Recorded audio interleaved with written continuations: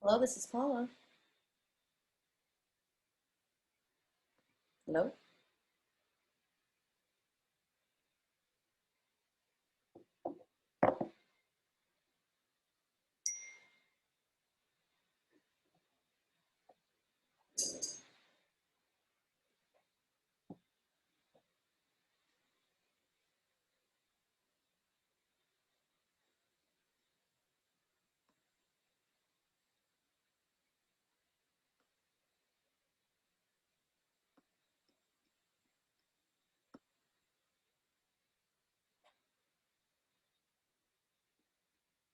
All right, and we're going to continue admitting people. All right, guys. Hello, good afternoon. It's officially 12:01. For those of you who don't know me, my name is Paula Machado, and I'm Assistant VP of Membership for FPRA Orlando Chapter. And I'm super excited to be helping or kind of hosting this event because we have two great people from the company Podchaser, and they're going to be explaining a little bit about that. But some housekeeping items. Those of you just joining, just please make sure that you're muted until the end of the presentation. We will be having an opportunity for Q&A afterwards, and feel free if you're, chomping on some lunch. We can see it, we cannot see it, it's up to you. But some housekeeping items, things to put on your calendar on April 13th is our FPRA Image Awards. You guys receive information in the March Proclaimer, so if you haven't gotten your tickets yet or registered, please go ahead and do so. And also, we have open call for board of director positions. We're looking for fresh new faces that are committed who want to be part of this awesome organization. Feel free to talk to me. It's my first year on the board. I've loved it so far. Hope to be joining again next year. So if you have any questions, reach to any of the board directors right now. So I want to introduce you guys to Jessica Mcqueen. She is the head of sales at Podchaser, and John Dispenza, head of customer service success at Podchaser. And I'm very excited to, if you guys don't know this yet, Podchaser is now an official sponsor of the FPRA Orlando chapter. Which means that any FPRA member who subscribes to this service will be getting a 25% off the first subscription, and for every subscription, FPRA, our local chapter, will also be benefiting from that, which help us continue doing awesome events like this one. So right now we know that podcasting is kind of like the it thing. Forgive me as I keep adding people to our Zoom. We're all trying to get either our clients or our products and podcasts, trying to search which are the best podcasts. So Podchaser offers that service and is super duper awesome. I'm very much looking forward to see how it works. They are going to be presenting on it and explaining a little bit about Podchaser. And without further ado, Jessica and John, the floor is yours. I'll be muting myself and I'll come back on afterwards. Cool. Thank you for that. That was a lovely introduction. We're excited too. I know that perhaps I had a chance to meet with some of you during the monthly meeting you had recently. Let me share my screen, and I promise not to PowerPoint you guys to death today. Nobody likes that. So here we go. This is much better. But of course, there's something for us visual learners out there. It helps to have something to look at. So I'm going to move you guys over there. Okay. So really, again, thank you for taking the time to meet with us today. It humbles us to be involved with organizations like yours and to create these mutually beneficial relationships. You have our contact information in your newsletter, so kind of just as a housekeeping item, you can access our contact information, your own private site that allows you to connect with us, especially take advantage of that discount. And yeah, so today really what we want to do is introduce you to podcasting We hear from PR professionals every single day. And I think it kind of helps just to level set on where the industry is right now before we dive into who we are and where we fit within the space. And finally wrap up, yes, with a demo and take you through some customer stories that hopefully bring all this to light. And of course, leave time for questions at the end. We never really love being the ones that talk the whole time, so we'll leave as much time as we can to hear your voice and your questions. Great, so let's dive in. I assume I can get some sort of notification. John, or if you're unmuted, can you see my screen okay? Loud and clear, Jess, thank you. Cool. Well, let's start off with just some information about podcasting. Luckily for all of us, Edison just put out their Infinite Dial a few weeks ago. And it's a great resource for getting data about the industry. It's a data nerds, it's a fast hour for anybody that's into media data. And we just happen to fall into that group of people. So just want to kind of level set. The reason I also think this could be helpful is I hear very often, we love podcasting. We just don't know if it's worth our while. And so with that appreciation for that question, I guess, here's just some good updated data that was recently let out by Edison again. So currently it looks like 162 million people listen to podcasts. Of course, these numbers are centric to the US. I think what we're looking for obviously is growth. Additionally, and I think this one's kind of crazy, about 80 million on estimate listen to podcasts weekly. And this again is adults, as they would say, 12 years and older. That's a generous term for a 12-year-old, but here we are. 2021 is a weird year anyways. Number of podcasts listens to in a week. I condensed this, I should say, just to the stuff that I think is probably the most aspects that are standing out and also just their key takeaways. So from those that listen to podcasts, they're listening to about 8 in the last week. And that's 8 different podcasts. I think this number is interesting because I think it sheds some light on the fact that podcasts take on a lot of different forms. You can almost look at it like Netflix. You have movies on Netflix, you kind of have news on Netflix, and then you got those like series that you can watch. Podcasts are similar in that nature as well. And then as news becomes the most popular category of podcasts, it shows that people are listening to more. And then also they're listening to 5.1, so 5 podcast shows in the last week. I think that's pretty incredible, quite frankly. And then I just wanted to keep some overall observations included that in general, and thank God for us, right? Because our business is in podcasting.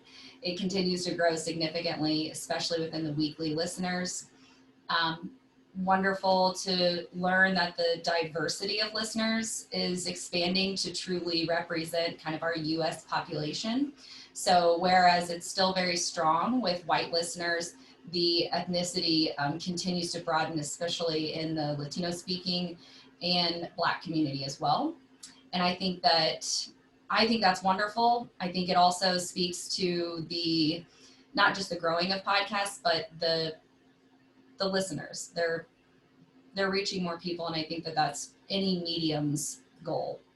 And again, this is hopefully just helpful information. If you haven't went and listened to their Infinite Dial 2021, it's free and it's available on their website. And they do go through other industries as well. Now, where do we fit into all of this? I think podcasting is still really cool and John and I were talking about this yesterday. Podcasting is still really good at like hiding the business behind it. The dollars and cents aren't that prevalent and they aren't that seen or heard by the listeners. And what's crazy is there are hundreds and hundreds of companies that exist to make up and prop up the podcasting industry.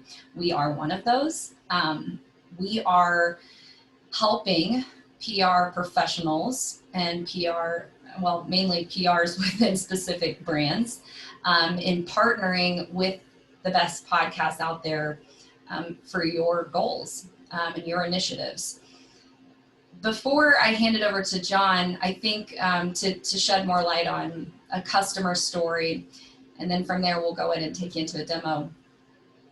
Podcasting is not only growing in its popularity and its effectiveness, but I think one thing to hone in on is that podcasting, we're starting to see, is kind of like the next social media. Take yourself back to when social media was new, and the question you may have had that you asked yourselves, like, should we get into social media? That's kind of where podcasting is right now. It's not totally crowded. It's and it's really, you still have a lot of people that are truly listening. They're not just hearing your stories, they're listening, they're tuned in, and they want to hear it.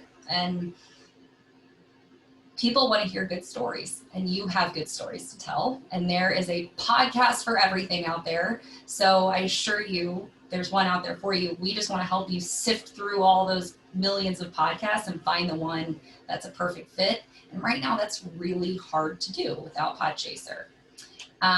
So I'll hand it over to John to kind of talk through a story that we've heard, and then we can go through a demo on how to actually use the system and leave time for questions. So I guess I'll keep my screen up, John, but I'll let you kind of take over and share a bit more about what you've experienced. Thanks for the intro, Jess. Does anyone else get really nervous when they're on like a big Zoom call? Because that is precisely where I am right now. And the coffee isn't helping. But I think Jess illustrates what's been a really large conversation that I've had with a lot of Podchaser's customers that are in the PR field. To kind of distill everybody's first pain point, I have a client that wants to get involved in podcasting. I listen to a few shows, but when I try and reach out to them, there's no email address or there's no phone number, or it gets really problematic and time consuming.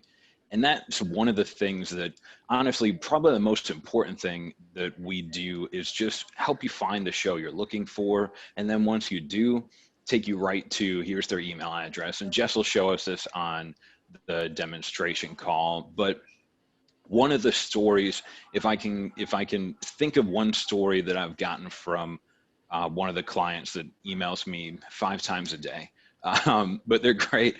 And so they came to Podchaser, and initially they were looking for ways to do ad buying. And that's kind of, it's not our main focus at Podchaser, but we do have a lot of clients that work with us for that. You want to have a professional comedian read a 60-second ad read for your product. A lot of the times it's really easy to do if you just find that comedian's podcast and buy an ad with them.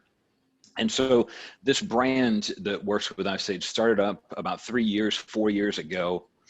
They're a direct-to-consumer brand. They specialize in, we'll say, male grooming, to put it delicately.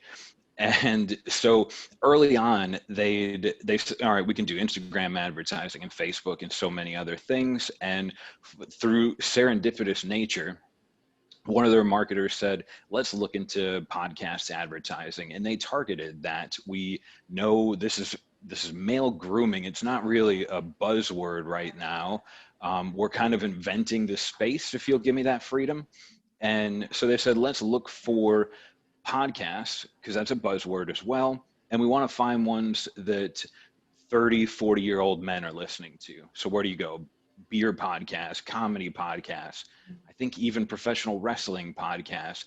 But the goal in all of that is that you know your audience is focused on that niche.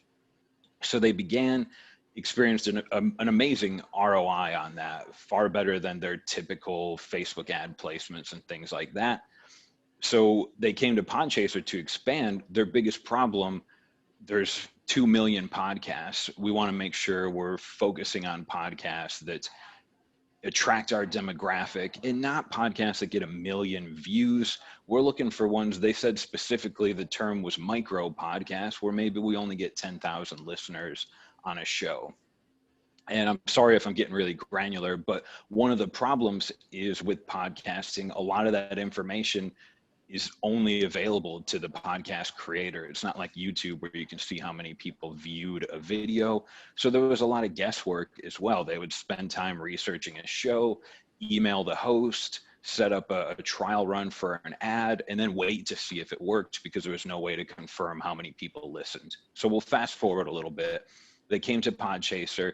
One of the services that we offered is Insight. You can view on Podchaser how many people are listening to a show month over month. So it removes a lot of that ambiguity. You can target, I'm looking specifically for shows that get 10 to 20,000 listeners.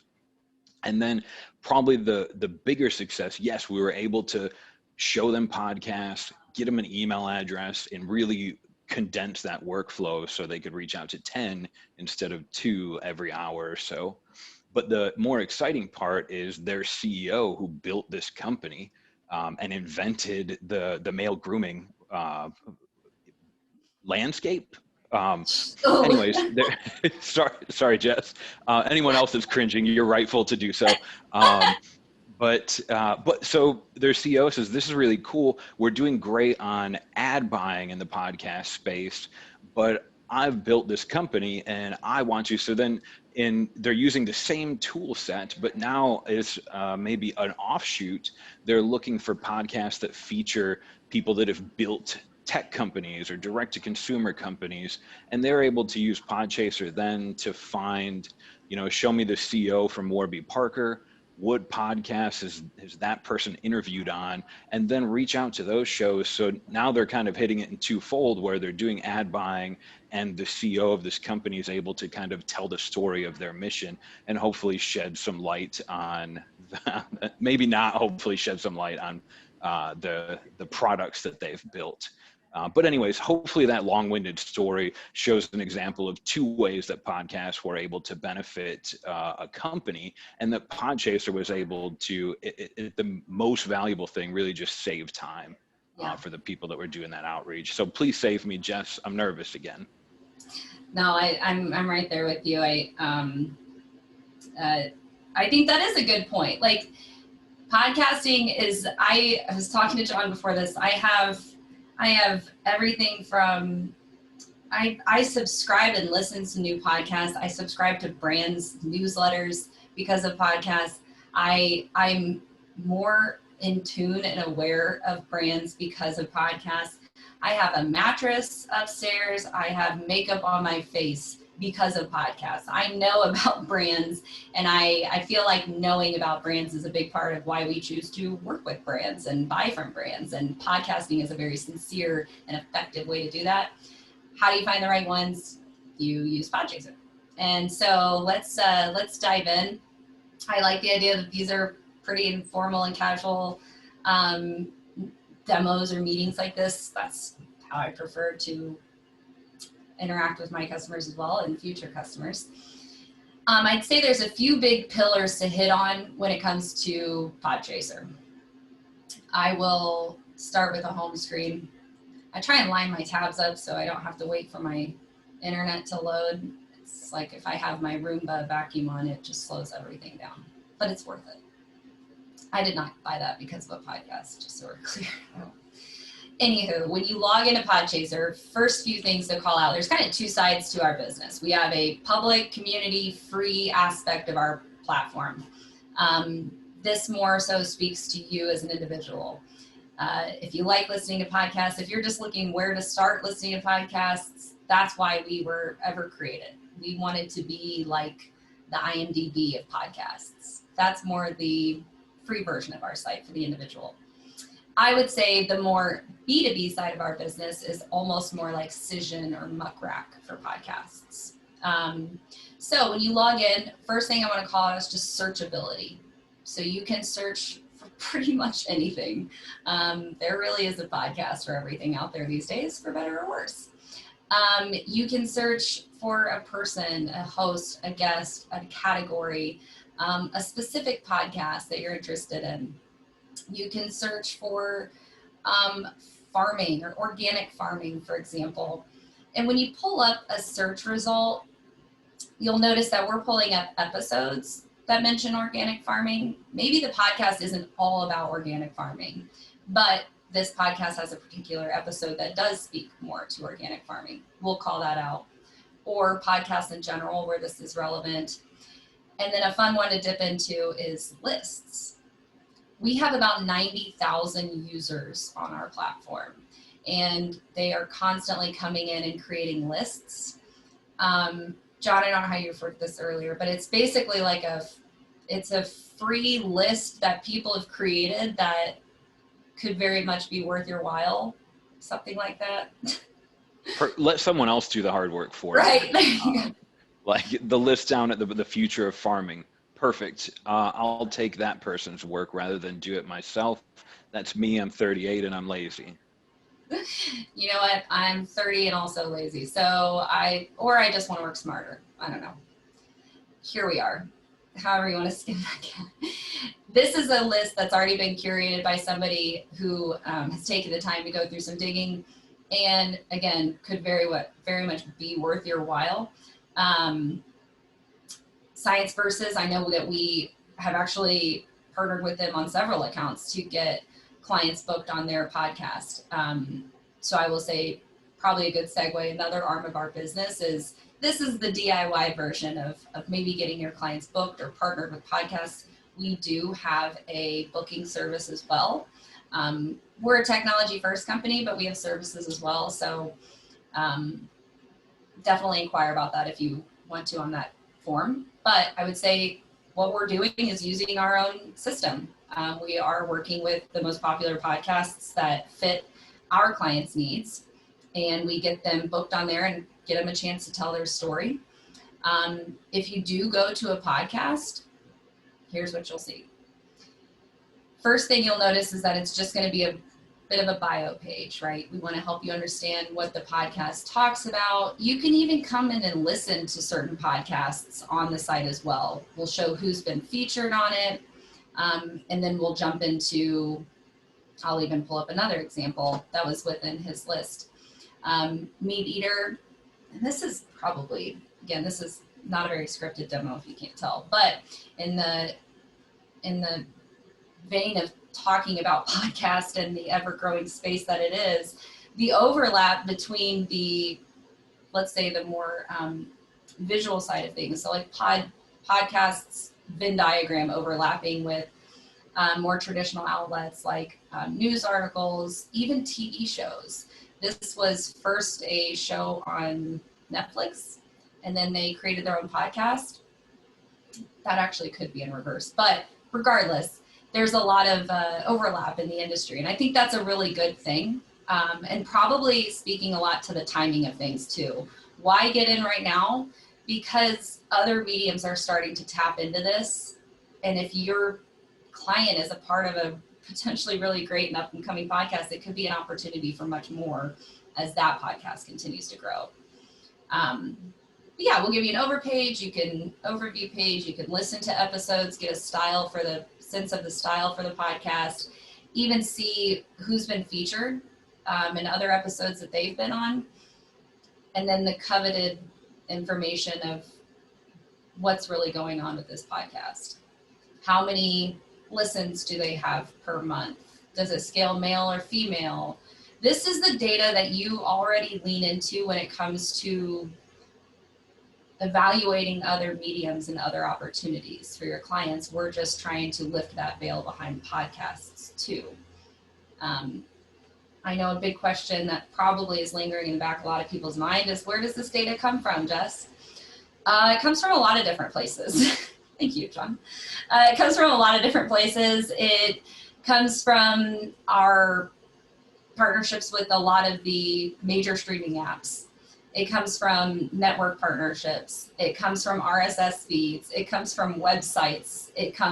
The podcast websites. It comes from their social media pages. It comes from a lot of different places to culminate in this singular view.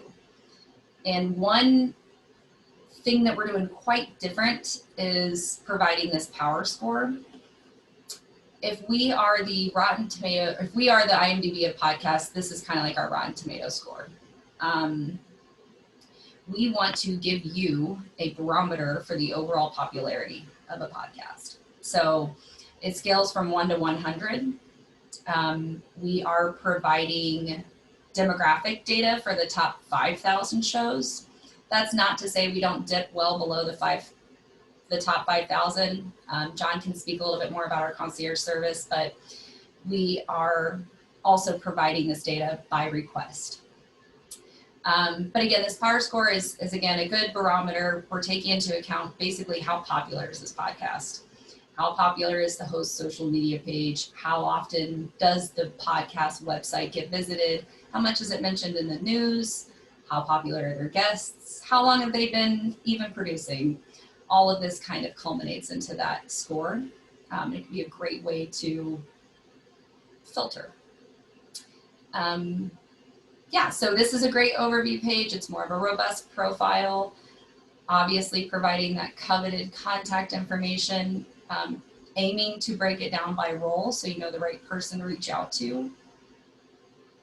Some kind of benchmarking data is what I like to call it. How are they ranking on Apple or Spotify in their own particular categories in different areas of the world? And then I'll probably pause here and make sure we get a chance to hear from you all. There are riches in the niches, we like to say. And what we do here is we're surfacing other podcasts. But like any database, if you know exactly what you're looking for, you can usually find the answer to it. Sometimes there are better questions to be asked when it comes to that database though. There are other things out there worth your while that maybe you didn't know to look for. And that's what we're trying to do here is find other podcasts for you to reach out to that are similar to this one. And we might break it down by category, or even ones that are just similar from a listenership perspective as well. And you can come in and filter those too. I will say when you do a search, and let's say you did organic foods or what have you, when you do a search,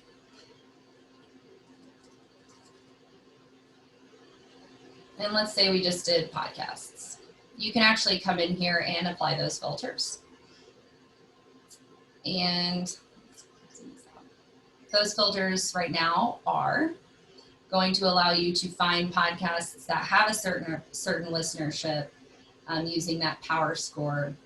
Maybe you want to skew really low. Maybe you want to skew really high on the popularity side of things. I will say, John, we had a client that, again, did mostly those micro podcasts, but then they reached out to several of them. So it was maybe they only had 10,000 listens, but they partnered with like 6 different people.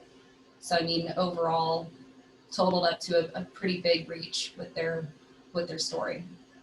And as they informed me, that was much cheaper than advertising on one really, really rambunctious podcast show. I thought that was brilliant. I think that makes a lot of sense.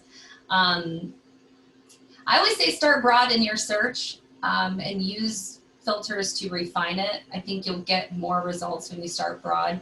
So if you're thinking organic, maybe you're thinking fitness, or maybe you're thinking marketing, or maybe you're thinking kids or home or nutrition.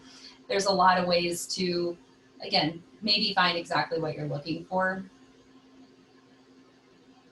We'll see what we get here. Comedy and organic. Who knew there was an overlap? There is a podcast for everything, people. And again, refine your search and begin your outreach. I will say John probably has better words for this, but there is both an art and a science to this thing. And that's just where the industry right now is. We're better on the science side of things with the data. And then there's also, we'll just say tips and tricks that our team can help you use or leverage to better get what you're looking for. And reach out to the best contacts. You know, there's even things like making sure you have a good bio prepared, make sure you're doing your research, make sure that your client's story is in alignment with the podcast story, their mission. there are a lot of ways to refine the overall results, but we're hoping to point you in the right direction and save you a lot of time. I think at this point, it probably makes sense for me to stop talking and hear from you all. And I'll leave this up so that as we start to field questions, we can kind of maybe go through some examples if that's relevant. Thank you so much, Jessica and John. Now, I will open it up to questions. You guys can either type something on the chat or feel free to just pop your cameras back up or unmute yourself and ask any questions. So the floor is open for anybody.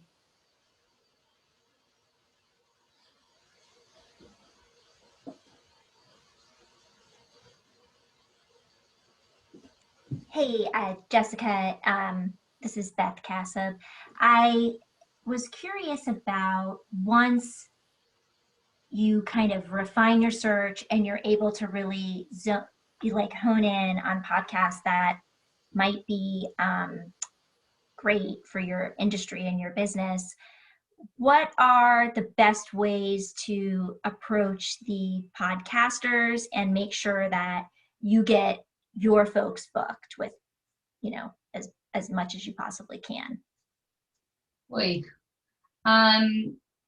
John, feel free to chime in with any sort of experiences that you've heard of. I will say we did put out a 7 tips and tricks or 7 best strategies for PR professionals to use when working with podcasts. And one of those does hone in on making sure it's the right person to reach out to.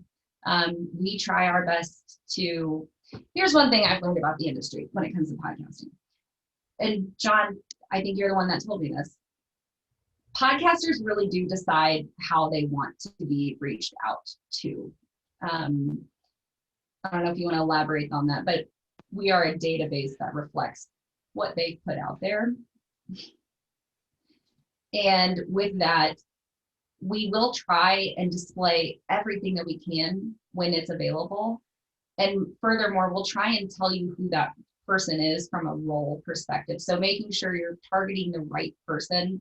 And then also just making sure that you've done your research, right? Like whenever you've reached out to other outlets, it helps to understand how they talk about things, what their approach is, what their format is. Do they swear? Do they not swear? Do they, things like that. It always helps to do your research and try and tailor your message as much as you can to that podcast. Why is this story relevant to them? And why is it mutually beneficial? Everything in life is sales, I've been told. I think it's more about just finding the right fit between 2 different parties. And that's the best way to go about doing this. So you can kind of go through and listen to snippets of the podcast and also make sure that you're talking to the right person and that the message you're sharing is relevant to them too.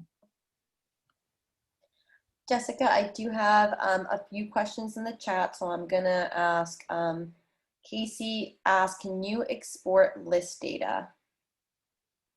And John kind of dabbled a little bit into it. Just the smallest amount. Jess will probably be able to show you really quick, and that I think show is always better than tell. Yeah, you definitely can. New feature. Yes, you can create lists. That's been around for a little while. So when you find a podcast that you would like to put into a list, you simply click list and choose which list you want to put it into. That doesn't really fit in the health and wellness side. Maybe it does. I don't know. And then you can always go to your lists and then you can export from those lists. And it's pretty, oh shoot, I might have clicked on it. I'm seeing like half my screen. So yeah, edit list and export list. And it basically just downloads to CSV. So it can be a great way to use that data in a system that's maybe more efficient for what you're trying to do. Awesome. And then, go ahead. Sorry, Paul, on the vein of letting other people do the work for you, which I think sounds better than stealing other people's work. You can also export from a public list as well. So you don't even have to worry about building your own. If you find someone else's list about meat eating podcasts, then you can just export all of that contact data, save a step, take lunch early. Yeah. Love it. We have a question from Vanessa. What's the average timeline for the full process, from the searching and finding a podcast to recording and publishing? And she goes, I imagine it varies by podcast. So just to make sure I understand correctly, basically reaching out to basically recording and getting that podcast published. Which, yeah, it does vary. I know that when we're working with clients to do this, we usually say, give us about a month to do the outreach. And then once the quote unquote connection has been made, i.e. mutual interest, oftentimes there's some briefing on how this is going to go, what to prepare, working on the story, refining it, and then actually recording and publishing. A lot of podcasts will record in advance, so keep that in mind and definitely inquire about that. They're always going to be the better source for this information, but I always say give yourself about 3 to 6 months. And with that following up, would you know if podcasts, do they typically offer an editorial calendar, and is that on your platform? It's not on our, we basically, where we end and they pick up is where once you found the podcast that you want to reach out to and you begin that outreach using the contact information, it's pretty much between you two at that point. And I guess that's a good thing to bring up. What information podcasts reveal, how much, what's our timeline, what's our cost associated with this. Most podcasts don't charge for earned media. 99% don't. That would be silly.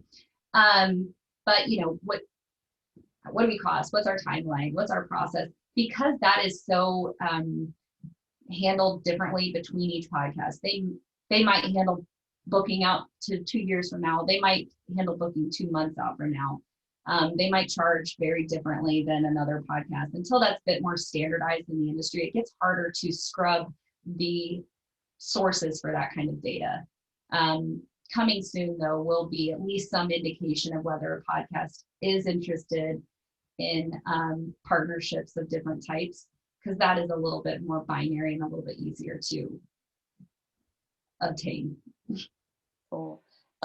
Casey asked, can we create private notes, add contacts, etc. on our own list, or is everything public? For example, if I'm building a person relationship with someone, I might want to know in podcast page or in my list that they prefer to be connected on Mondays at 3. John, do you want to add some color to that maybe? Yeah, it's you brought up something I go over all the time, Casey. When you create a list on Podchaser, if you're a public user, very often you're creating one of Jess's 90,000 public lists. They can be search shared, they're indexed on Google, you can ping them on Twitter. When you're using Podchaser and you're professional, then we give you the option where you can make your list either private, you're the only person that'll ever know it exists, or a good marriage of the two is link only. You're the only person that'll ever know it exists, but you can share it via URL with a client or someone. And then on top of that, especially with those private lists, in a particular podcast, you'll have an option as a pro user to add notes. And that's a beautiful example, Contact Mondays at 3. If you're using our export feature, now, sorry for getting really nerdy. If you're using our export feature and you download all that contact information and put it in your CRM, then kind of to Jess's point, absolutely do whatever works best for you. But right within the platform on every podcast, you have an option to keep notes, and those are private to you as well. Mm-hmm.